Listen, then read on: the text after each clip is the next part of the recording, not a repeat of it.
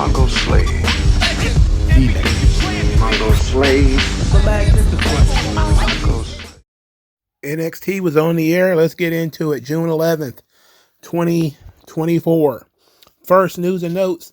Of course, it's been floating around the wrestling sphere that Sexy Red was arrested for getting involved in an airport fight on the Saturday before Battleground in New Jersey, where she picked up some kind of, the video floating around TMZ, where she picked up some kind of item and still managed to get knocked down. She's a hood booger. Of course she's getting into a fight at an airport.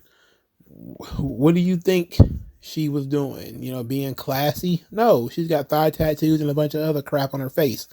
Of course she's going to get into a fight in the airport. Of course I found it humorous that WWE didn't know anything about it. Because if she'd have stayed in jail, then, well, if she would have got arrested and went to jail, she would have had to miss the show. So I guess they're like, oh, she's famous, so they'll let her out and they'll deal with that some other time. But, I mean, look at her. But the biggest issue for me was that there is now a video of Shawn Michaels twerking with Sexy Red. And I agree with Ariana Grace. I am disgusted. She put out a tweet saying that she was disgusted with all the twerking going on. And it was, I think, half in character and half not in character. It started out with saying, as Miss NXT, I must express my disgust with all the twerking on my precious show. What examples does this set for young girls? It is a slap in the face to our female predecessors who fought to pave the way for us. I am repulsed. So Zoe Stark, of course, agreed because, you know how she is. You know how she get down. She can't stand to see anybody having any fun. If you having fun, then she's having a really bad day. I think inside of Zoe Stark is like that, what was that principal from Matilda, that old movie where they made that boy eat that whole cake by himself. I think inside Zoe Stark is that woman. And even though people did kind of go after her because they're not sure whether she was in character or not, even though she said that she wasn't and she was being serious, she continued to say things online. One fan said, "You mean your predecessors that fought in pudding had bikini contests and stripping matches?" He said, "So we didn't have to. So we could get the opportunities to perform and wrestle like the men. Ignorance is not befitting. Silence yourself." So that's how I knew she was in character. She was clearly in character. But, you know, it was funny. And I saw Shawn Michaels twerking and all of a sudden I started to agree with Ariana Grace. I was like, I never agreed with her before about, this whole twerking thing. I was okay with it when it was, even Sexy Red. I'm not even a big deal. I don't make a big deal about Sexy Red twerking. But Lola Vice, So when I saw Shawn Michaels put his hands on his knees, I was like, bruh, no, sir.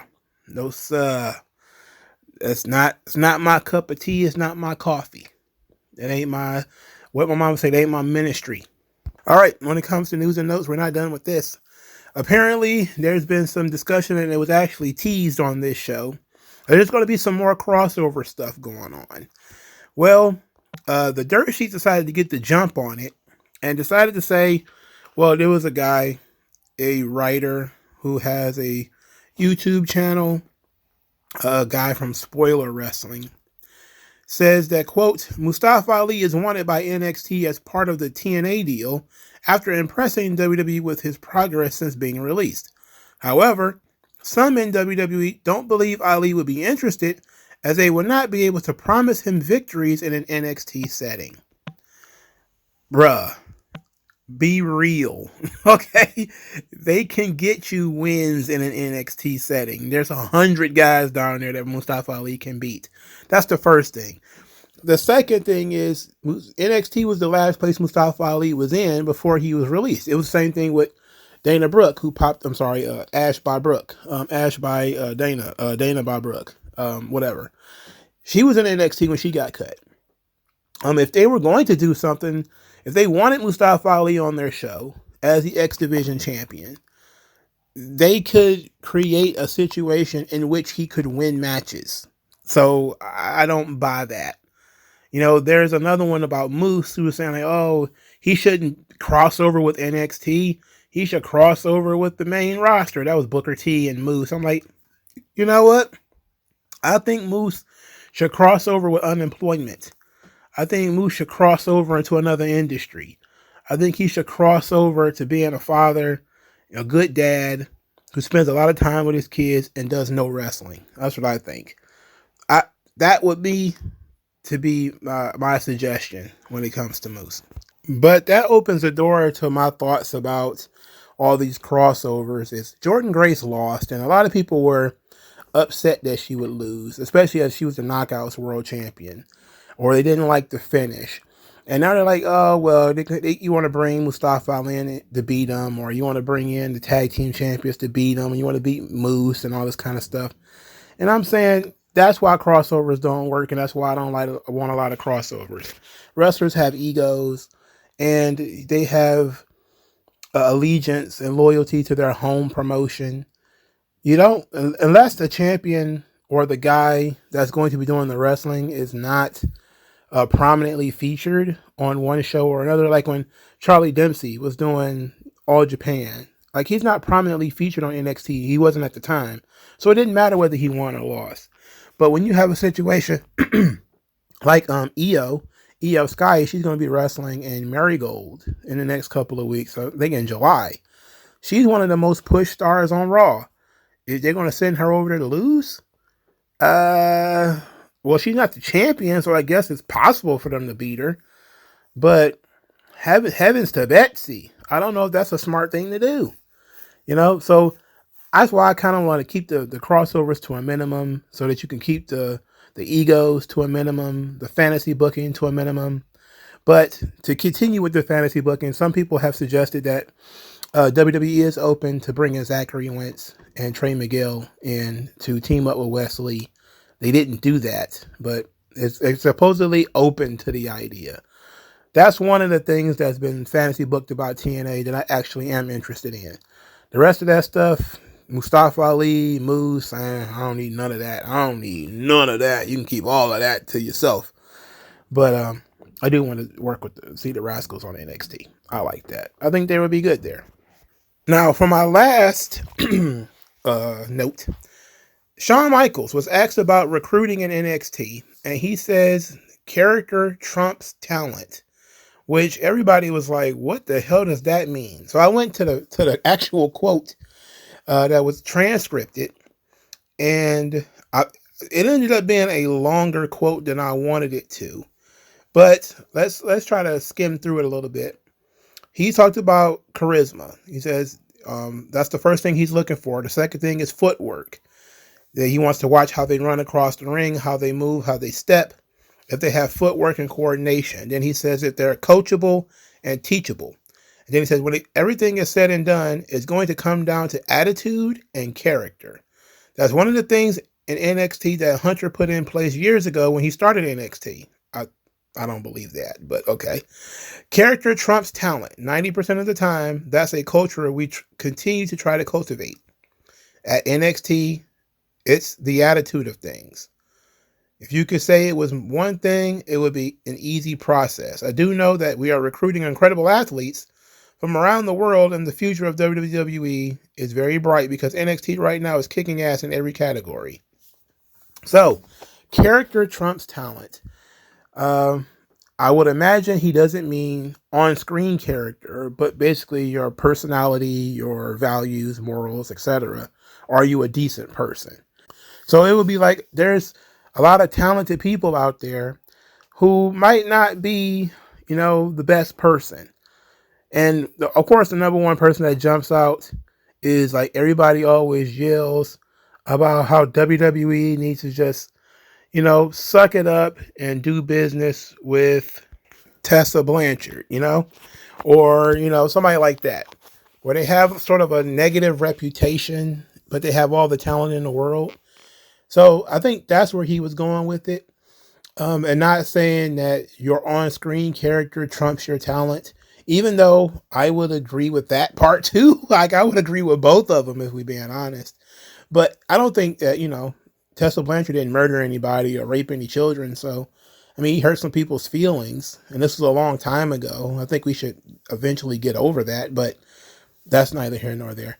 So whether it's character in terms of your personal character or character in terms of your on-screen character, I would agree with both. And I actually don't see a problem with what he said, but so many people was flipping out about, the character trumps talent concept. And I was just trying to figure out what he meant by character. But when you see that he's talking about being coachable, I think that's what he's saying, attitude and what kind of person are you? I think that's what he's looking at is, if you watched enough Next Gen, which I watched a little bit of it, you can see that he actually was looking at their personalities and their characters and what kind of person they were. And there was that one guy, was it Sexy BJ Ray, who I haven't seen in a while. They didn't like him as a person, and that's why it was such a struggle for them to see that the guy had any kind of charisma or talent or anything like that. But that's news and notes. That was an excessive news and notes segment. We're going to get into the show now. So Kalani Jordan starts the show, and she's out there, and she sounds like she's about ready to cry. She doesn't really have a lot of experience cutting promos, so she didn't stop and let the people chant. As soon as she got the microphone, she started talking, and then she talked over the chants. So, okay. She didn't have much to say, though, except for the women's North American title does not have any kind of lineage or history, so it's up to her to create it. And nobody could do it like Lonnie. That's her thing. Jada Parker interrupted, and she sounded like she was 12 years old. You look at Jada Parker, that's a grown woman. And then she starts talking, and she sounds 14. I'm like, what's going on with this? And anyway, she says that all Kalani Jordan has proven is that she can scurry up a ladder like a squirrel. Nobody can climb a ladder like Lonnie. And then Mia Yim came out there because Jada Parker said she was going to dust Mia Yim off and then go after that title. This led to a short brawl between the two of them and a match.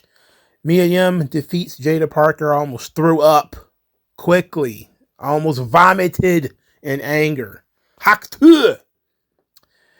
This win comes from courtesy of the Good Brothers. The Good Brothers came ringside to motivate Mia Yim. They also did a little bit of distraction.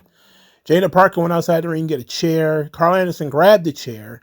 That provided a distraction where Mia Yim rolled up Jada Parker, pinned her, and spanked her, and then disappeared. I was disgusted at the amount of sexual harassment. That's the second time this week she touched Jada Parker on the booty. That's the second time. It was on television. It should have been me. Anyway, I was thinking the whole time, like, where's OTM? Where are they? Are they retarded? Do you not see that these two guys are out here ganging up on your girl? So Mia Yim steals a win. Later on, it is announced that Mia Yim, via beating Jada Parker, is the number one contender for the North American title, women's version. So she's going to get that match next week. While Jada Parker was backstage stewing, she was upset. And this actually was a good recognition that OTM was missing. Because she talked about OTM coming to the ringside with her, but they let her handle her own business. She don't want them getting involved. She wants to do it herself. And she says that she still doesn't want them to get involved because they want to take on the Good Brothers. They want to get out there and take off and fight the Good Brothers. She's like, no. I'm going to handle this. And then she says that her plan is to run Mia Yim's ass out of NXT. Okay. You know what? It was a nice little comeback promo, and they actually plugged in that little logic hole of where was OTM? Like, why didn't they come out there when the Good Brothers came out there? And it's kind of like, well, they have a status. Their status is they let her do her thing. They come ringside and then they dap up and they leave. And she goes to the ring by herself. So, okay. See, that's what I mean by, plugging in the little holes like that. Because that would be the first thing in your mind is like, where is her boys? If, Yum's boys out there. New Catch Republic. Oh Lord, the small European guys, small foot European dudes. They teamed up with Wesley to fight Gallus, and Gallus actually won the match, pinning Wesley. And I'm like, who are we pushing here? Why are we pushing Gallus? Why? Why do we care about Gallus all of a sudden? Why is Gallus winning matches? Lord have mercy. That wasn't even it. The small foot European guys, still didn't leave. They didn't just lose and leave. They stuck around to bother Axiom and Nathan Fraser, and they suggested that those two guys should go and celebrate more when they are now the tag team champion, or still the tag team champions. They were all accosted and confronted and mocked to a degree by Tony D'Angelo and his family, as Tony D'Angelo talked about giving them a history lesson on the Heritage Cup, which almost everybody there was a Heritage Cup champion, I think, except Pete Dunne. I think everybody there was a Heritage Cup champion. Nathan Fraser teases pulling double duty and chasing for the Heritage Cup title, which, okay, if you say so, boss. I don't know about this, but it don't matter to me. I don't hate Nathan Fraser as a solo act. It's just personality is just kind of bland. We need something. We need something more. We need to be working on that. Putting a mask on it will only make it worse. And small foot European guys, get them out of here. No, stop contaminating my NXT. Get out of here. Bad enough we got the Good Brothers floating around.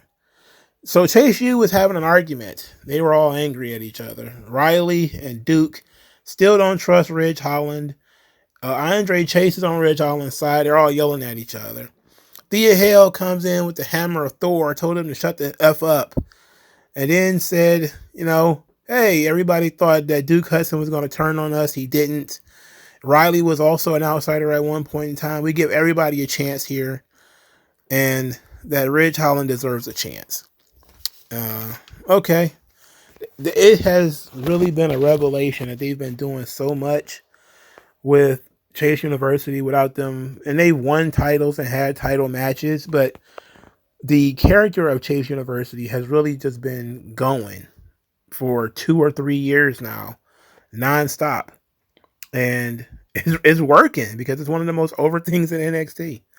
They showed a vignette for Sol Ruka where she was making her own gear for Battleground and talking about how she thought she wasn't going to be able to walk again. So it was a miracle she's going to be in this ladder match. And then I noticed that our Ebony Queen has a septum ring. And I was like, why do so many of them keep doing this? Stop. Get that shit out of your nose. You don't need to be in your nose. Get it out of there. That's what you got ears for, and nipples and everything, and maybe even your lip, but not in your nose. Get it out of there. It's weird. It's really bad. Brinley Reese, she's backstage. She's very happy and cheerful. And Idris Enofe is like, oh, my bad luck gimmick is still going on for some reason. I don't understand why. But Brinley Reese thinks everything's going to be okay. She's going to wrestle Wendy Choo, and Wendy Choo is so happy and bubbly. And then she goes out there, and Wendy Choo is Jack Skellington from Nightmare Before Christmas. And, of course, you got the joke that she woke up on the wrong side of the bed. Da-dum-dum. But she's still wearing a onesie, and she's still wearing footies. And I'm like, what is this? But she's wearing dark makeup, and there's absolutely no explanation to why Wendy Choo is a heel now. There's literally no reason for it, and the crowd ain't buying it. The crowd still was cheering her. They weren't cheering her as much as when she first popped back up a couple of weeks ago on Level Up when she made her big return. She wasn't that level of over because, again, she's doing something different. But people was trying to figure out what to make of this and why is she doing a dead stare? And she was backstage being creepy as well. I'm going to join my hat with all of the other bitter, older, jaded wrestling fans and say, I don't need any more gimmicks like this. I don't need any more dark gimmicks. I think Wendy Choo was different. I think, especially if she's going to still be wearing a onesie with the footies and everything, she should have been a babyface. And there's nothing wrong with that. You're missing out on merchandising opportunities with Wendy Choo. Again, she got big, comfy couch energy. Just go with that. I don't understand why she's a heel all of a sudden. And then there's no explanation for it.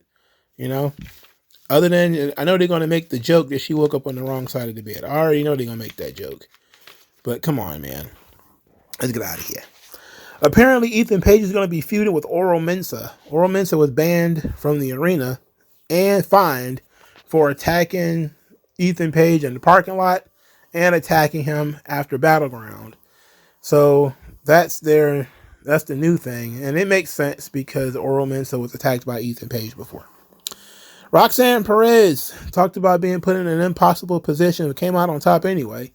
She's going to have a State of the Women's Division Championship address at the end of the show. And they did that segment, and it was just the typical, all of the women in the locker room come out to confront the champion, leading to a brawl. So JC Jane was out there with Jasmine Nix, and Lola Vice came out there, and Lash Legend and Jakara Jackson, and everybody came out. JC Jane actually cut a good promo when she was talking about, she was one of the leading reasons people watched NXT long before Roxanne Perez even signed a contract. So she shouldn't be trying to take all the credit for how successful the division is. I thought that was pretty good. She was also wearing 2 masks because she was gifted an undasking Cody Rhodes mask by Cody Rhodes himself. So she put it on top of her other face mask. So she looked ridiculous. But she was talking that shit. It was good shit. But it also exposed how long she'd been in NXT. It also exposed that, she's been in NXT all this time and she still hasn't won the title. Even though I legit like JC Jane and think she's one of the better characters on this show. We never got who's going to be the number 1 contender or anything out of this mess because everybody started to fight.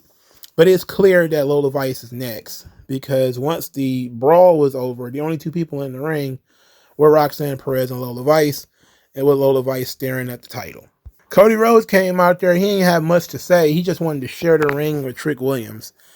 Trick Williams came out there, said that him and Cody had a similar journey, and everything feels different on this side. You go from being the chaser, the chasey, from the prey to the predator.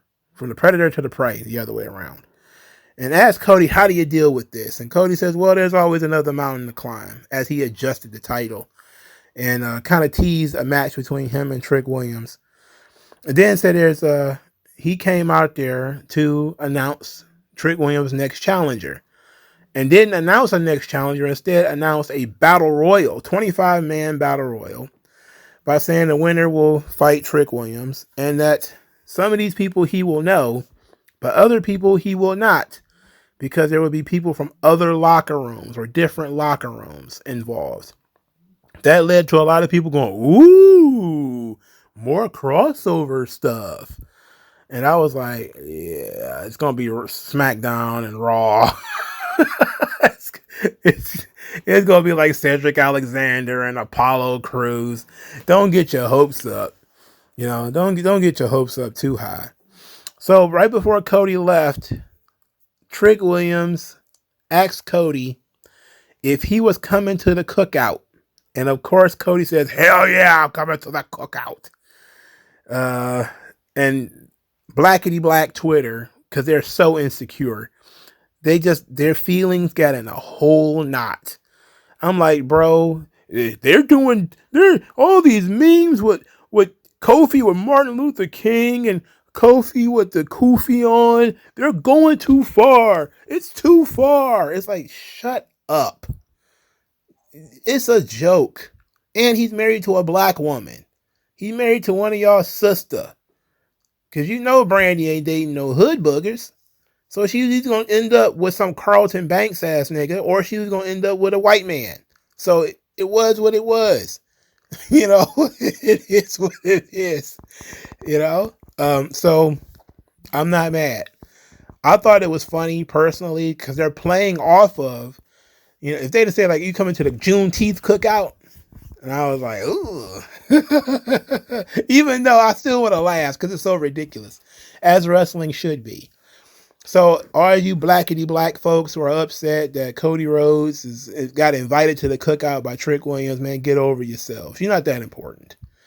All right. So I'm pretty sure there's black people out here who would rather have Cody at the cookout than you. Nobody's sitting around with all these dudes who read the Root all day. You guys suck.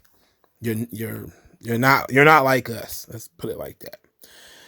This, of course, led to an even bigger shabazzle online, as Cody Rhodes was backstage when he ran into some old friends. His old friend Shawn Spears, his old friend Ethan Page, and his old friend Lexis King, all of whom said that they wanted to be in the Battle Royal.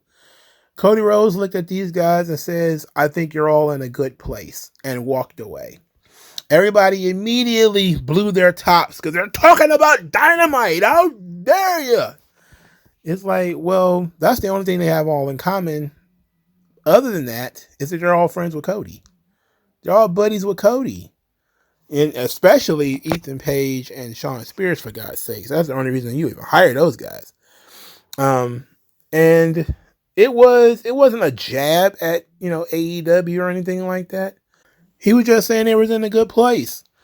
Shawn Spears and Lexis King are both coming off wins. So they were, tired and sweaty and everything. Ethan Page is just, cocky.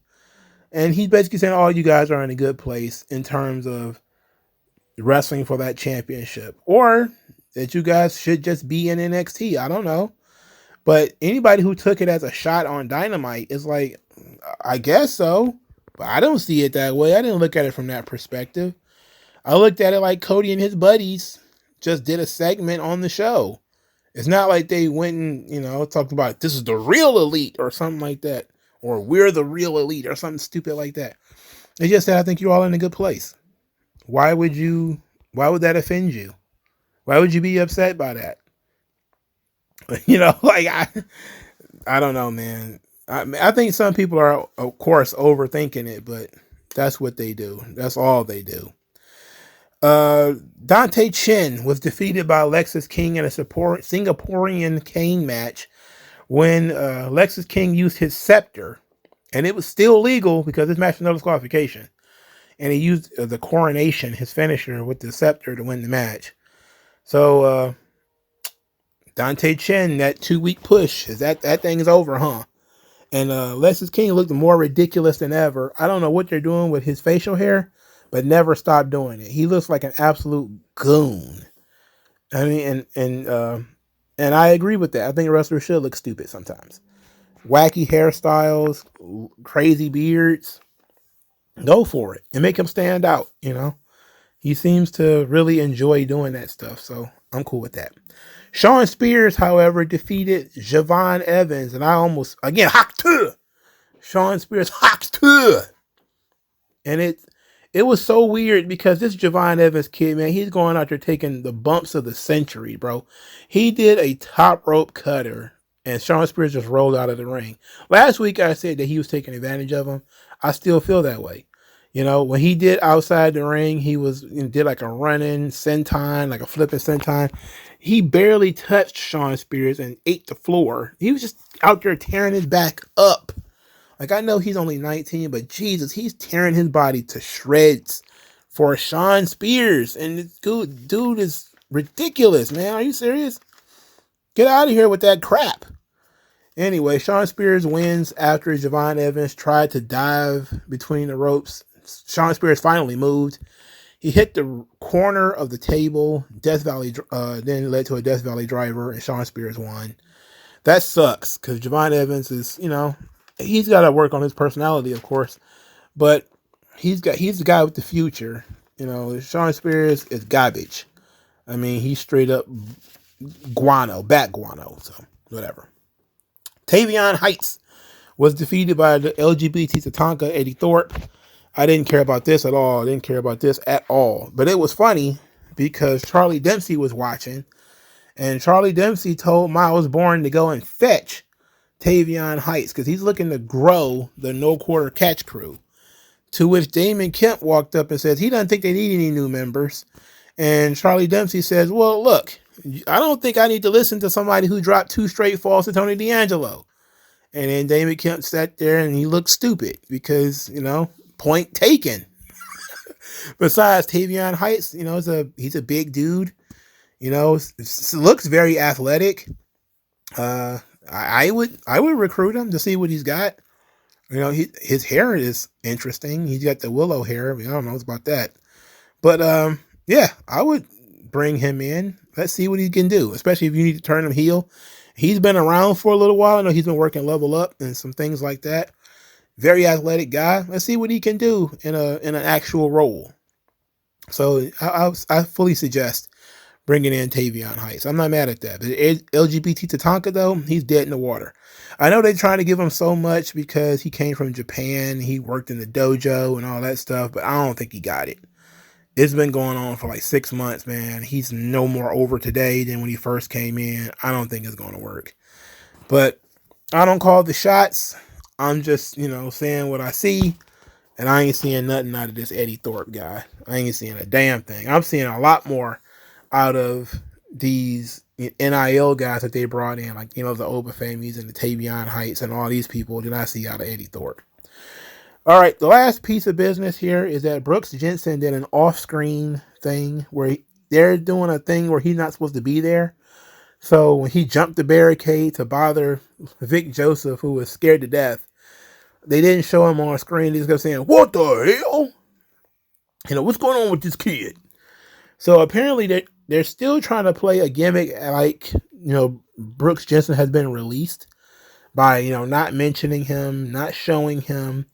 He's showing up at indie shows. Like, he popped up at an indie show the last couple of days. He's criticizing the product. He's criticizing the wrestlers and that kind of stuff. Like, he criticized, the twerking and stuff. Like, we talked about this last week.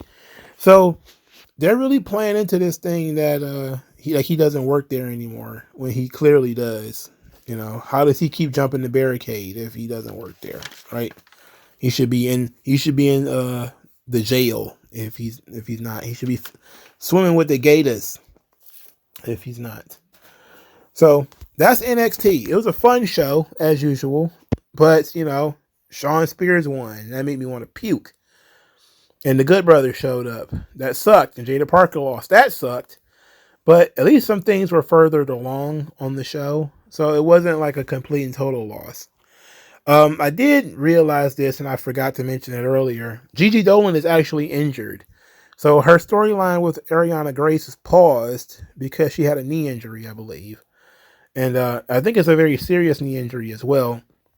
So they're not even shooting any vignettes with her anymore, which is likely why Ariana Grace has been off TV, is because her storyline with Gigi Dolan has been shredded, Now, of course, you could just pivot to somebody else, which I guess they're going to do that eventually.